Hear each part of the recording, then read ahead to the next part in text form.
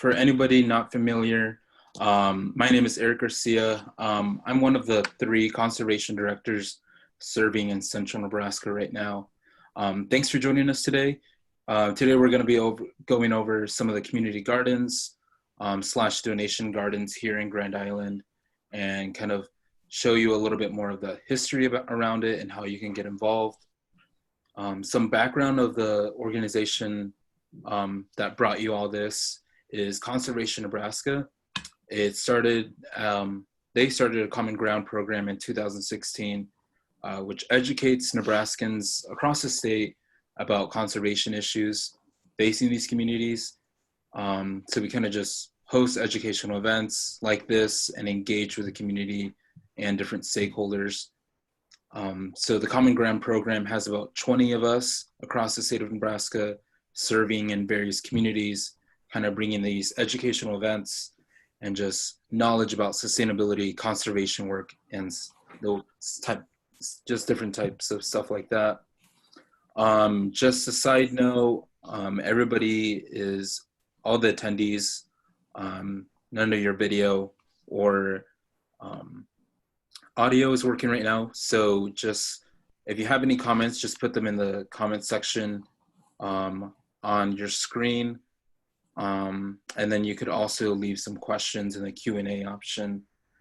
So once the webinar is done, you will also have a tab that will open up in your web browser. That is pretty much just a survey that we'd love for you to complete. This helps us measure our outreach, and it's used for grant reporting purposes. So if you have any other questions, just put them in the Q&A option at the bottom of your screen, or place them in the chat option. And we'll make sure that we cover those at the end of the presentation. So we're gonna start off with Mary Ingram. This is her 2nd year as team lead at the Cherry Street Community Garden. She has incredible passion for gardening, and we'll talk a little bit more about the history of Cherry Street Community Garden and the vermiculture composting that they have implemented in the garden. So Mary, go ahead and take it away. All right.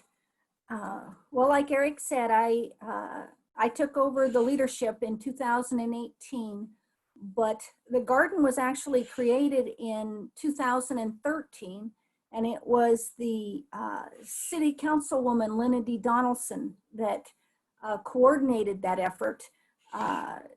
The owners of the Super Bowl bowling alley, who own the property,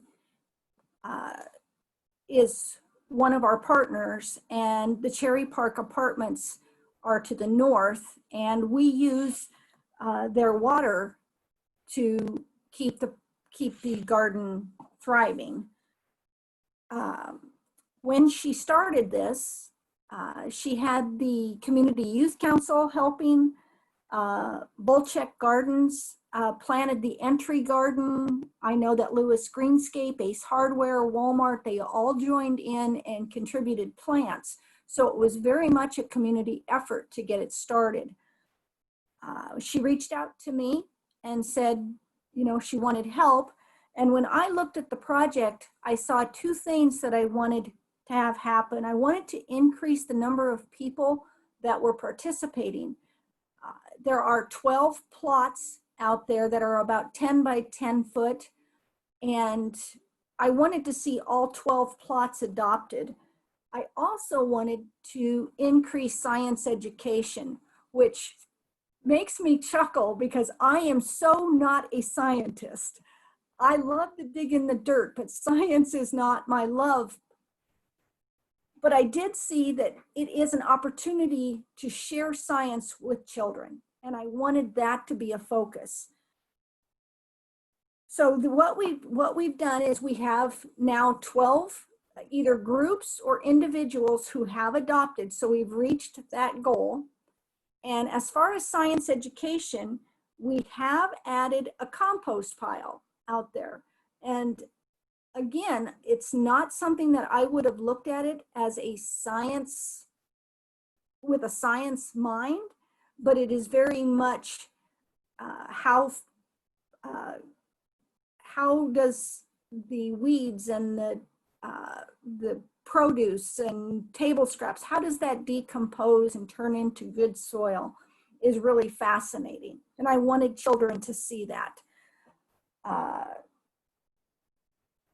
Eric, I think if you move on, this is actually the garden of what one of the gardens look like today. So we definitely have increased our food production. If we can get all 12 plots to look like this, we've done it. And this is a sample of how simple of a compost pile that we've put in. And this was assembled by 2 volunteers who came out. It cost nothing. They're made out of wood pallets, and it's already about half full of weeds. And so it's a great start for us. The next one is the vermiculture, which is something I had never heard of. We actually, to me, the simple term is worm farming. And we had Travis Stump come out, and he taught a class last year on what this was all about. But he basically took 2 5-gallon buckets, or he took 2 towers of PVC pipe, and he drilled holes in them. He planted them into the ground and submerged them, then filled them with soil, sand, grass clippings, table scraps, and added the worms. And I was amazed that in 1 year, the increase in the number of worms in the garden was just phenomenal. Again, not something that I would have even considered, because I am not that scientist, but it is a fascinating science to do worm farming. We have we are starting to make our entry garden more of a pollinator garden. And I know that Ben is going to do a presentation more on the pollinator side of things. So I'm going to leave that up to you. But bees are very, very important to food production. And I wanted to see an increase in our attraction for pollinators. And then we've added the park bench, which I had no idea how therapeutic gardening can be. I have dug in the dirt since I was 4 years old. I have loved it so much, but I had no idea that maybe that's why. I did some research, and I found that the bacteria in the soil can raise your serotonin levels in your brain and can increase your happy feelings. And I'm thinking, is that why I have loved gardening all my life? I don't know, but we want people to come out, spend some time, sit on the bench, engage with nature, and just enjoy their time out at the garden. So when I look at how we started 2 years ago with me taking over, we wanted to increase the number of people that were participating. We wanted to do more science education. I think we've done that with the compost pile and the worm gardening, and now trying to educate people on gardening being therapeutic. I think that we are reaching some of the science education we want to do.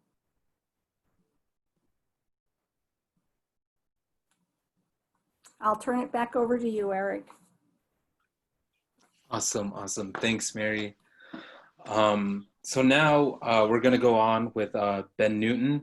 He is the Environmental Sustainability Director at Central Community College since 2016. He's currently the manager at Nuestro Jardín, Third City Community Garden for the last 2 years. And he will talk a little bit more about how they transform turf grass near the clinic into an organic, pollinator-friendly community garden. So, Ben, take it away.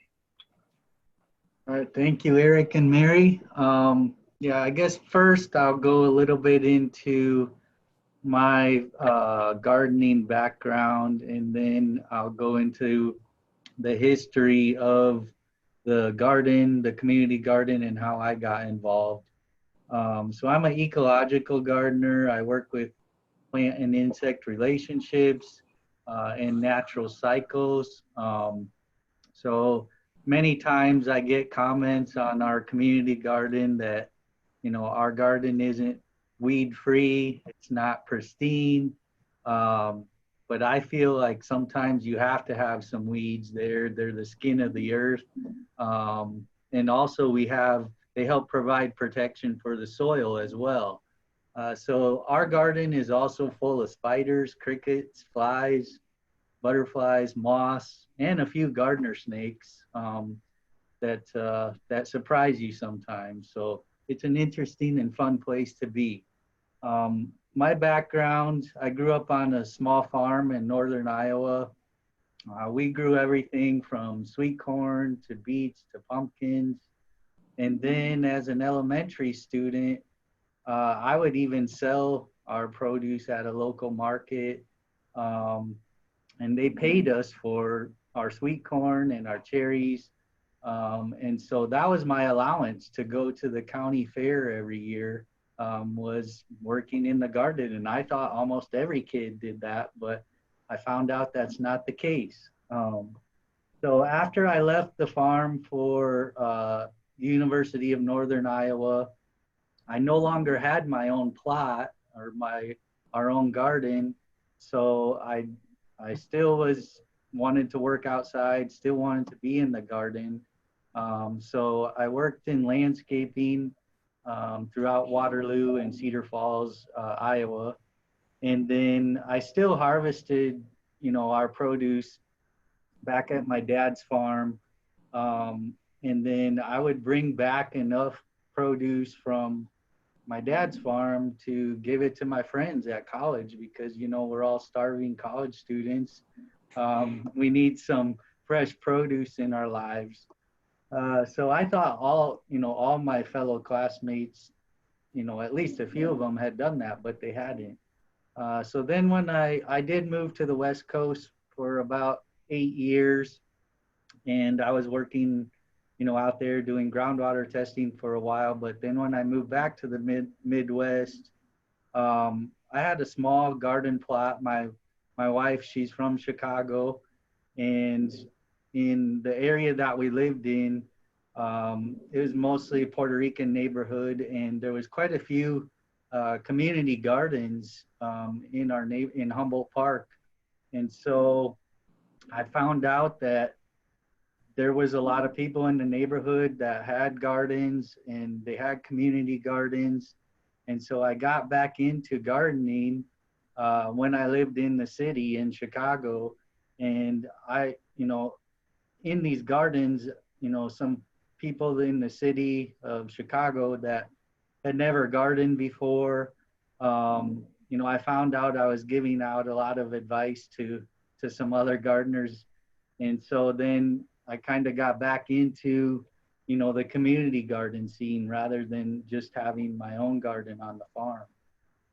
So then when I moved to Grand Island about 3 years ago, I first had a small plot near our apartment, but then I was approached by the Center for Rural Affairs, and they wanted a community garden manager for the site that's next to Third City Clinic on Broadwell. And they had a partnership with CHI Health that first year that I was garden manager. So we had a few returning gardeners from the previous year, and there's a total of 8 plots at that garden that we divide up. And so the first year, the Center for Rural Affairs, they had a grant and they funded, having classes there every month, once a month on planting, weed and insect control, fertilizing, and then they even did a live cooking class demonstration with fresh herbs and produce. They had a staff member that worked at a restaurant in Lincoln, and he did a live cooking demonstration. We didn't get great attendance at those, even though we did promote those events. But I thought they were very interesting, and it was a grant-funded project, so that only lasted for that first year that I was manager. So those 8 gardeners that I previously, well, 7 that I previously didn't know, you know, we had a great big planting day at the beginning, and everybody was pretty engaged. But then by the end of the season, you know, the first year we only had 3 gardeners that even came back to harvest. So that was a challenge my first year. I didn't know any of those gardeners. So last year was my second year, and then I knew more people in Grand Island and they signed up for plots. However, as Mary and Ashlyn know, last year was a very difficult year with all the rain and storms that we had in Grand Island. So some of our plots did well based on some of these strategies that I used. The ecological gardening, where we include pollinators and native plants that help with our yield. So it does look different than your typical garden if you're driving by on Broadwell. But I've heard from other gardeners that, you know, particularly with cucumbers last year and tomatoes, they didn't have very much success as many gardeners, but some of the strategies that I did use last year did help protect some of those plants. And I'll go into those, not in detail, but a little bit. So we'll go into the next slide, Eric. So my dad and most gardeners, you know, they use a tiller, which is fine. So I like to use a process called double digging, and you know, use the ecological processes of the soil. It loosens up the soil about 16 inches, and then it doesn't invert the soil. So we have most of our fertile soil, you know, it's closest to the top layer, top surface layer. So we carefully take that off the top, then we dig down about 16 inches and then put that surface layer back in. And that's, in a nutshell, I guess that's double digging. I don't know if Mary or Ashlyn use that process, but that's what I found has worked for me. And then we also, we put compost at the bottom of the double digging process. We put, you know, some of our plants that we had from last year or food waste at the bottom of our beds. And then I typically like to, you know, as you can see in this photo, I kind of like to make mounds and then have the straw in the gullies or on the edges. That keeps the soil moist and fertilized when you have 90-degree days for a week straight. So, so that's just the process I use. Not all the gardeners in our community garden use that, but we do have relatively new gardeners in our garden that have never gardened before, and they're just there to absorb and learn. And when our schedules match up, I do try to, you know, show some of these processes to our community gardeners. So my strategy, I like to plant like a pyramid. Like I use the onions and basil and smaller plants on the outside, and then you gradually go up to, you know, like a lettuce, peppers, tomatoes. And then I like to put the beans on the other side of the tomatoes because that provides a protection kind of wall for those tomatoes. And then finally go back down with squash or cucumbers, and then onions again, or smaller herbs at the end of your plot. So that's just my strategy. And I'm willing to show others that come out for the garden. But everybody has their own way of doing things. So I didn't take very many pictures last year. I think we can go on to the next one, Eric. Sorry, I got 2 screens going here, but So we have, to save on all of our plant costs, we were donated our seed from Earl May. And so I also save seed, every year. And this saves us, just our family about $1,000 on produce every year if we had bought, that from the store. And we reduce our environmental impact.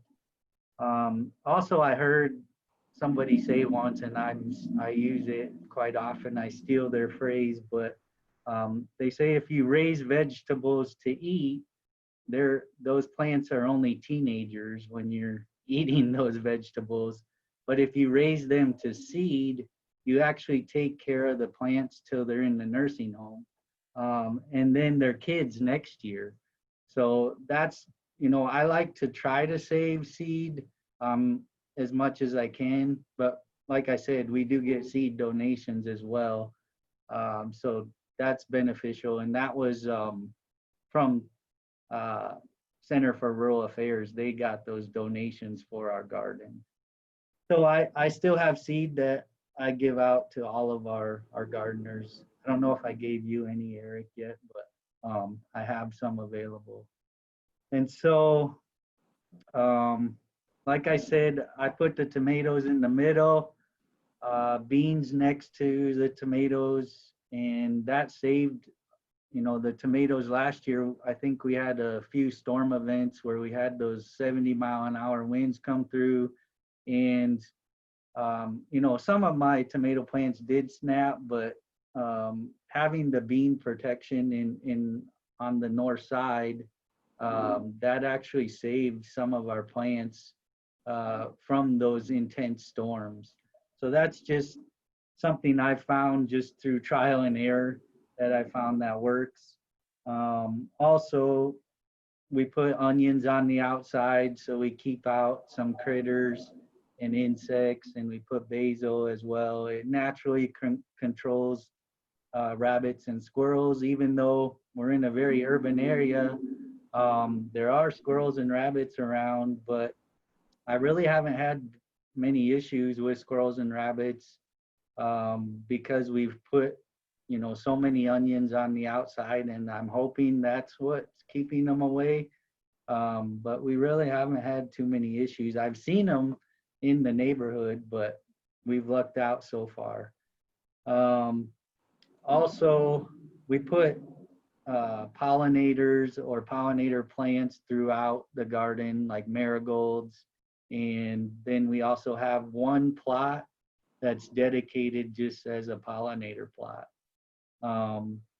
Also, the hose won't reach that far, so we keep that plot as a pollinator plot. And then if you have the space, we like to do a north-south exposure, and that gives you the best circulation. These are just things I've learned throughout the years, but everybody has their own ways. Then I guess we can go to the next slide, Eric. So we do have in our pollinator plot, we have sunflowers on the outside that kind of protect the pollinator plot as well, and that keeps out some of the smaller rabbits and squirrels as well. And it looks like we have a forest of milkweed, which is the case in our pollinator plot, because our milkweed has spread, and we have quite a bit of it, but we found that it's very beneficial for butterflies that come to our plot, and many other pollinators as well. But we probably are going to have to cut back on a little bit of the milkweed in that plot this year, because it's getting pretty crazy and taking over other things in our pollinator plot. And then another suggestion is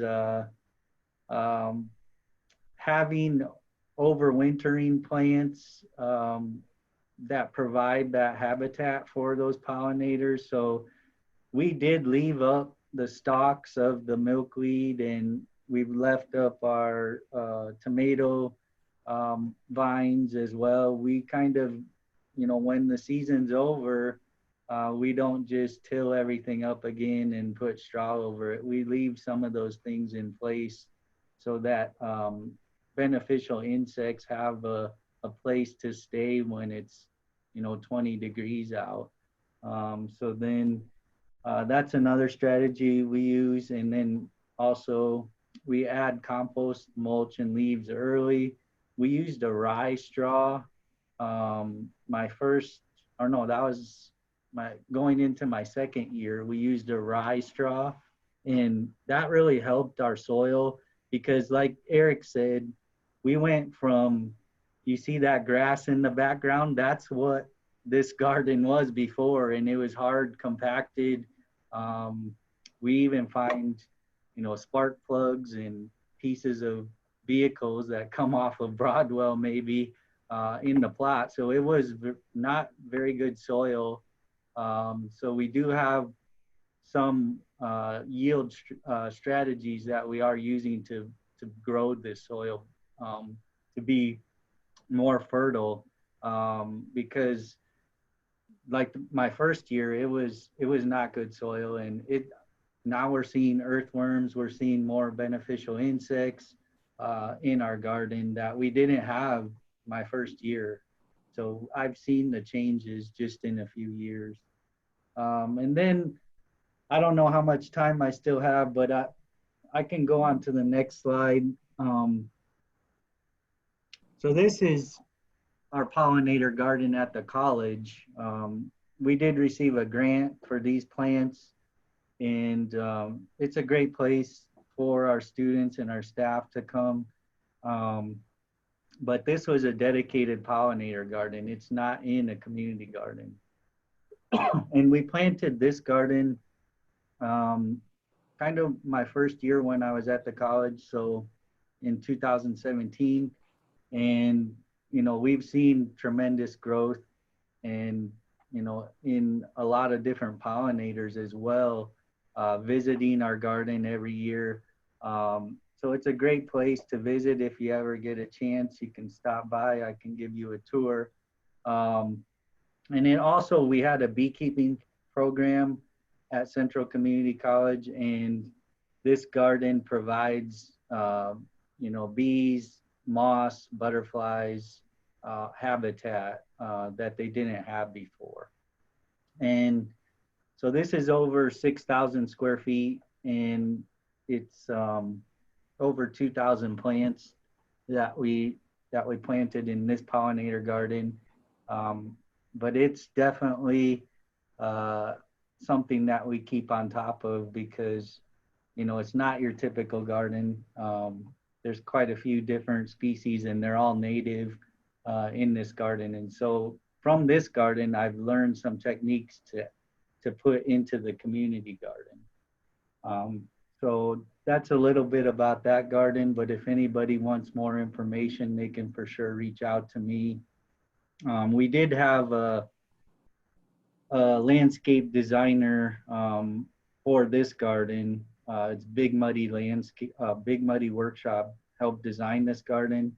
And then we did at first have a drip irrigation system to get it established. But now since they're native plants, even with it being so hot lately, we haven't had to use any irrigation in this garden because they're native plants. So hopefully they can survive a few more days before we get our next rain event. That's all I have for that. And yeah, why care about pollinators?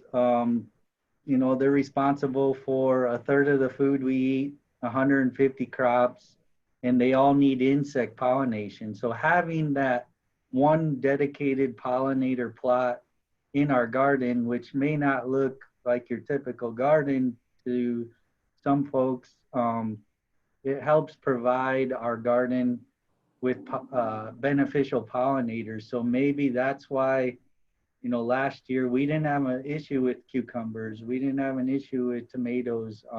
because we have those natural pollinators, because I have dedicated at least one plot in the garden to that.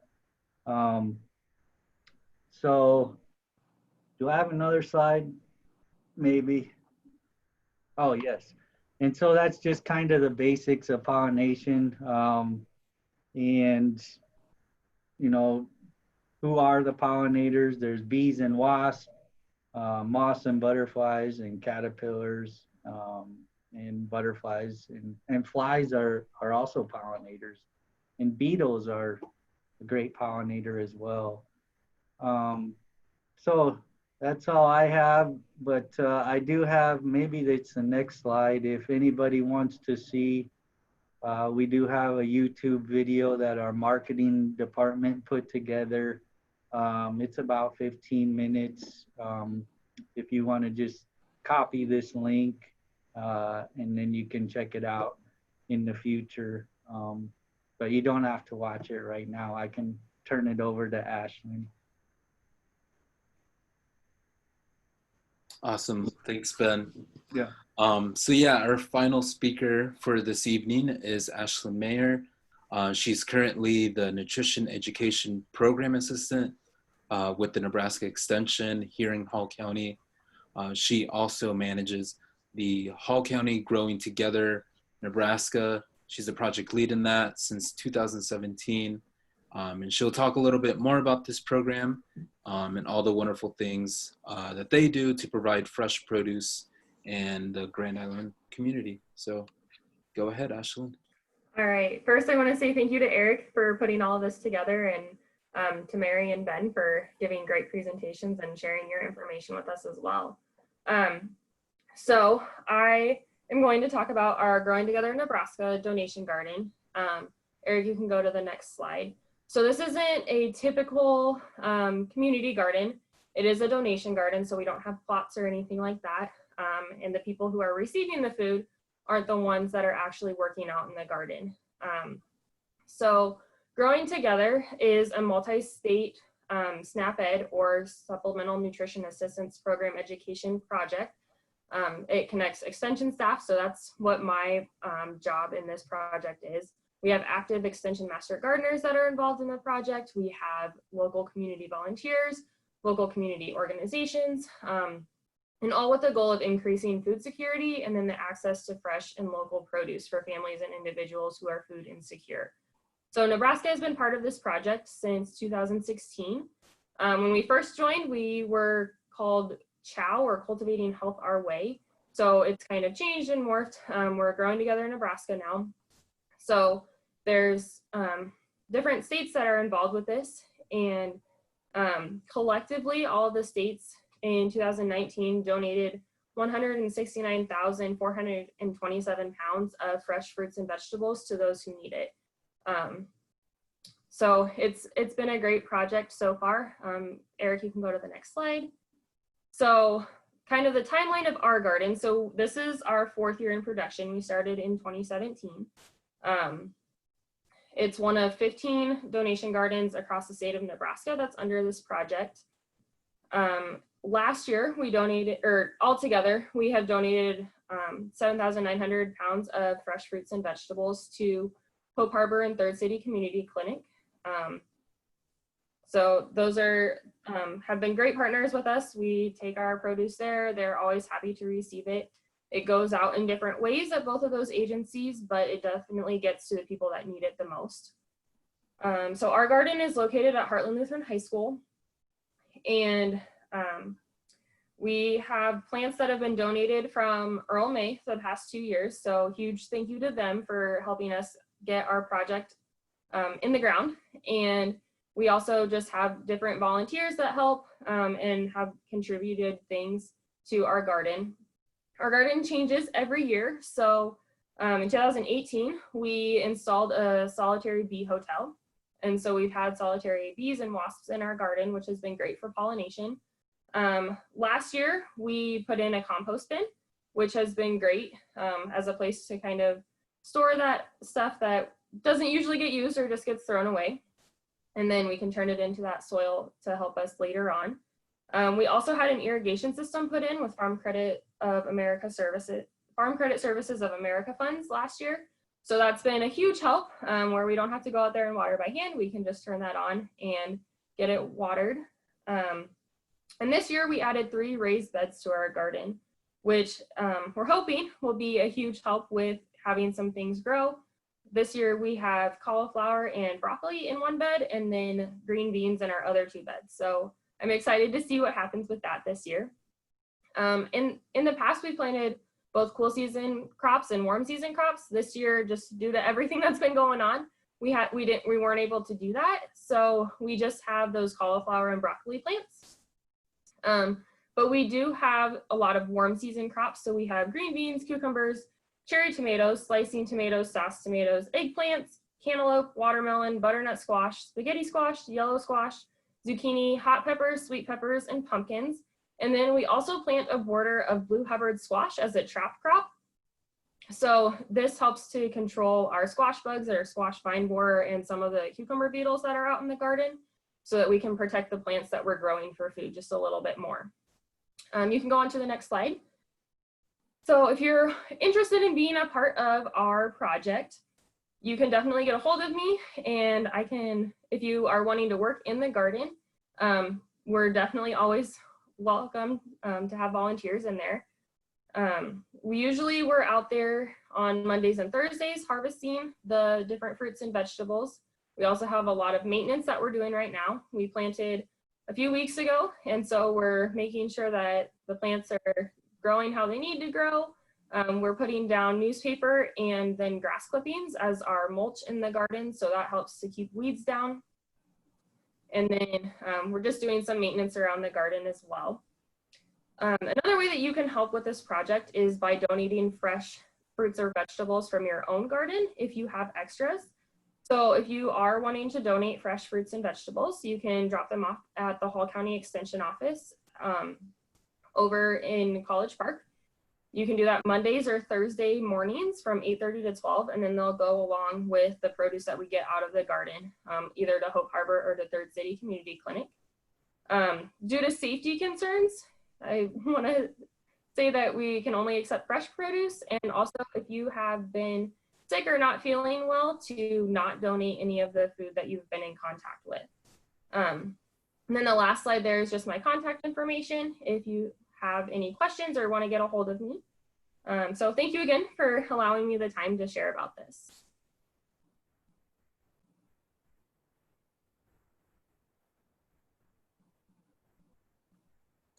Awesome. Let me pull up that thing again. Sweet. There's her contact info if you still need time to jot that down real quick. But we did have, I think, 2 questions. Let me pull those up. So the first question, I think this popped up when you were presenting, but you were explaining a little bit about how you plant certain crops in certain parts of the plot. So they were just wondering, how does that translate to having gardeners gardening and harvesting from just their plot, or are they able to harvest from different areas of the community garden? Yeah, so right now we do have those 8 dedicated plots, and it is a community garden, but our community garden is, there's 8 people or families responsible for their own plot, and so it's not anybody can come in and take the produce. Those that are taking care of it can harvest it, but we do need help. So if you are looking for a plot, right now I'm managing 3 of the plots. So if there's any interest, we can sure use the help. But yeah, we don't allow people to just come in and harvest, because then they may not know when things are ready, or maybe they're not sure what they're picking.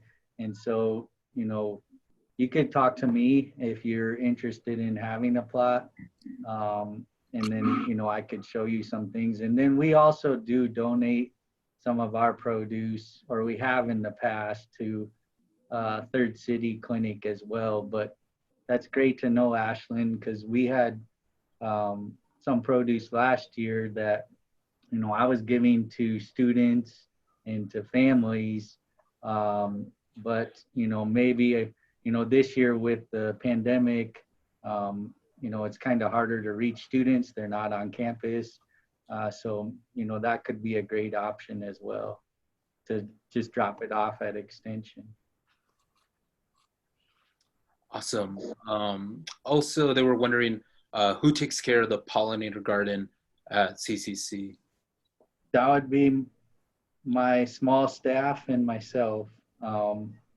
So we have some interns, 3 interns. They're not all based on the Grand Island campus, but since we don't use any pesticides in the pollinator garden, facilities gave the, you know, when we installed that garden, facilities said, you know, if we're not able to use any pesticides to control things, you know, you can maintain it, which was fine with us. But I do have to have, you know, some staff in the summer, because we have the pollinator garden here in Grand Island, and then we have a Pawnee garden in Hastings, a culinary garden in Hastings, and today, just today, we planted another pollinator garden in Hastings. So we do have 3 or 4 interns or students that gives them an opportunity to learn, you know, gardening. And you know, we do have a dedicated garden manager on the Hastings campus, because we have 3 gardens there. So it gives a chance for the students to learn some of these skills, gardening skills as well. But yeah, we take care of it. So. Nice. Question for Ashlyn. Do you know if there are any SNAP Ed gardens in Eastern Nebraska? Yeah, so we do have gardens across the state, and I actually have a map pulled up, Eric, if I can share my screen. Yeah.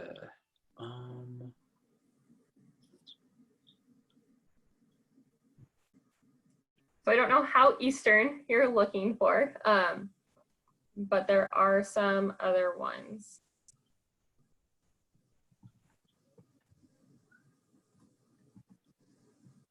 I think you should be able to share now.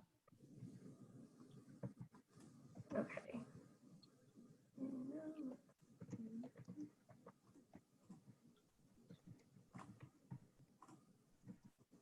All right, so this is where the gardens are across the state. So the ones in green are funded through Growing Together Nebraska, and then the ones in orange are funded under DHHS, but they're all donation gardens, so doing the same sort of thing.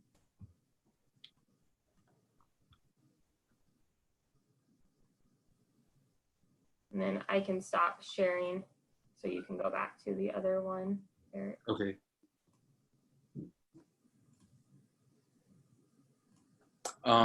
And I guess just to clarify, are all of these gardens organic, or I guess this is a question for all of you. I know probably Mary and Ben's are organic, but Ashlyn, I guess is your garden organic? Yeah, so it's not by name organic.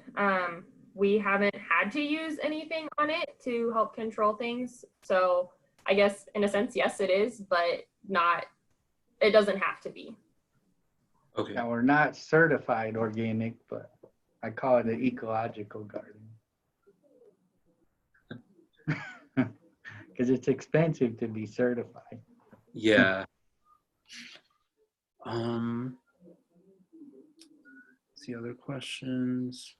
I guess Ben has a question for everybody. How do you recruit and maintain gardeners?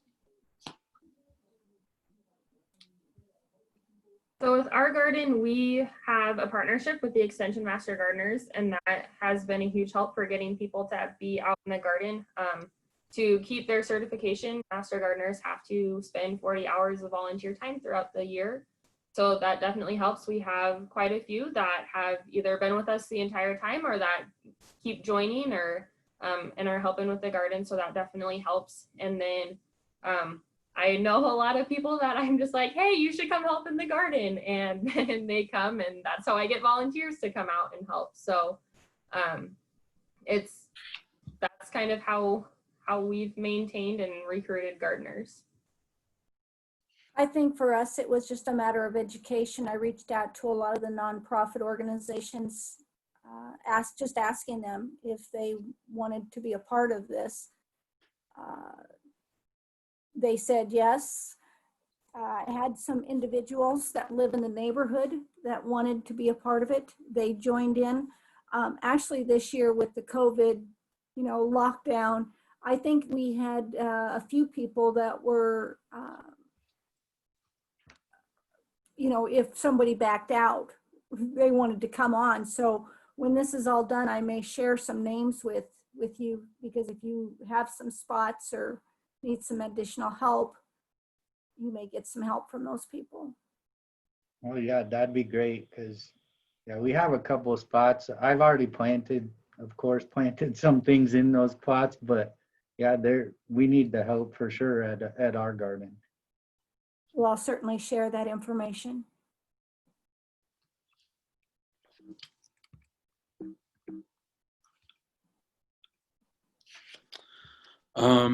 I think there was one more question. So I guess if people are new, I guess if all of this knowledge that they have just received, it's new to them, how could they go about to either getting involved either this year or like the next year probably? Yeah, just like for each of you, like how could somebody get involved in the future? Well, I'm happy to accept names and put them on the list.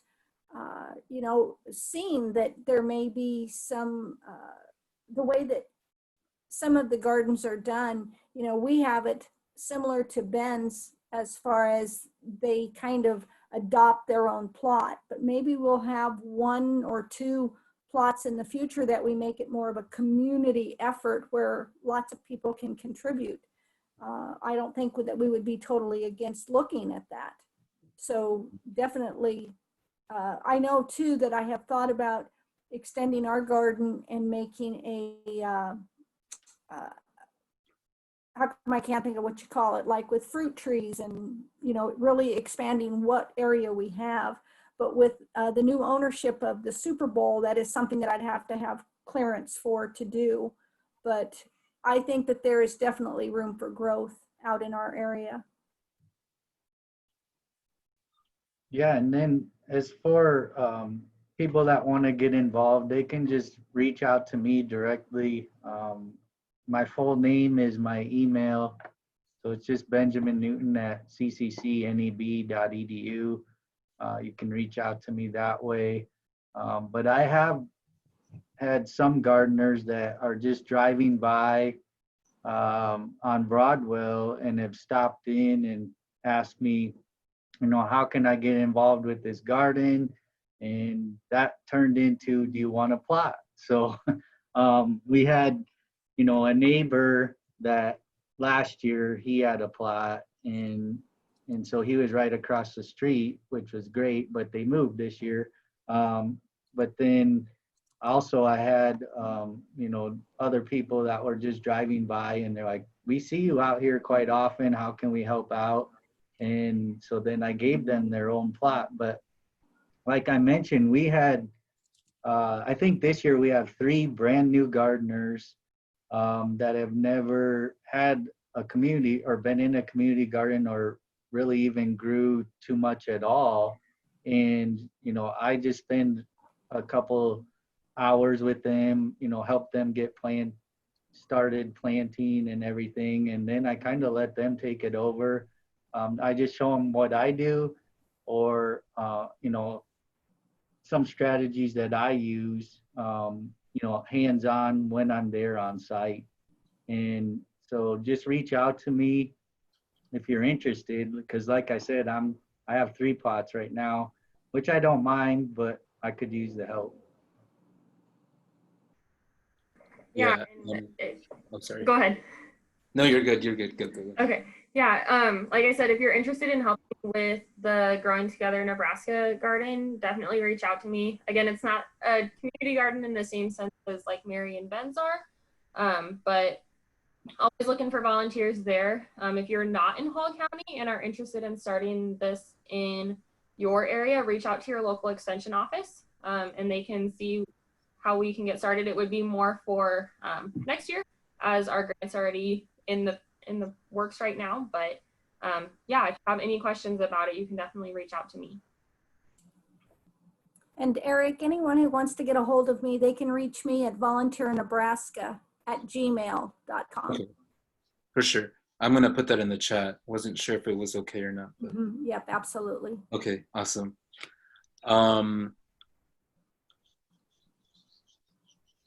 Awesome. So I just had one final question, I guess, for everybody.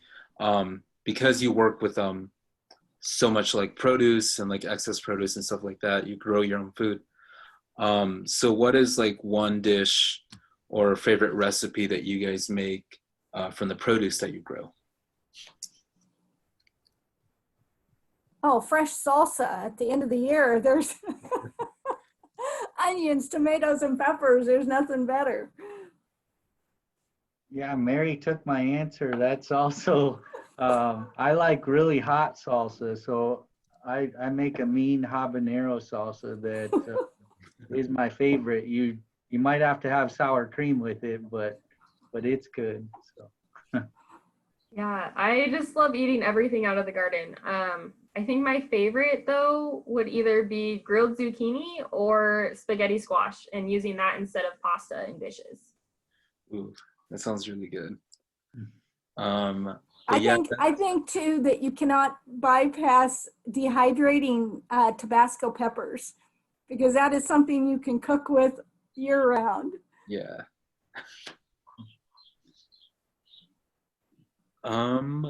But yeah, that's all the questions that have popped up. Thanks to all 3 of you for agreeing to do this with us. I wish we could do it in person, but we due to everything, I'm glad that we can just do it via webinar and that Zoom is available for all of us. So yeah, if you guys want to be connected more with events like this, just follow us on Facebook at Conservation Nebraska. We also have a Central Region group on Facebook. If you just want to look up Conservation Nebraska Central Region group, we kind of post various things on there like future events, just interesting articles, all to do with conservation, sustainability, and stuff like that. So feel free to do that. Thanks for joining us. Again, when you log off, a link will appear on your web browser. It'll direct you to a survey. So if you can please complete that, it'll be very beneficial for us in reporting purposes. But yeah, that's all I have. I don't know if you guys have anything else. No, I think it's great that we do have at least 3 community gardens here in Grand Island, and even connecting with each other I think is valuable, and I think I'd like to stay in touch and keep the communication going and pass gardeners along my way if you have some. Awesome. Thank you for letting us be part of this. Yep, thanks so much, Eric. Yeah, thanks, Eric. Thank you guys.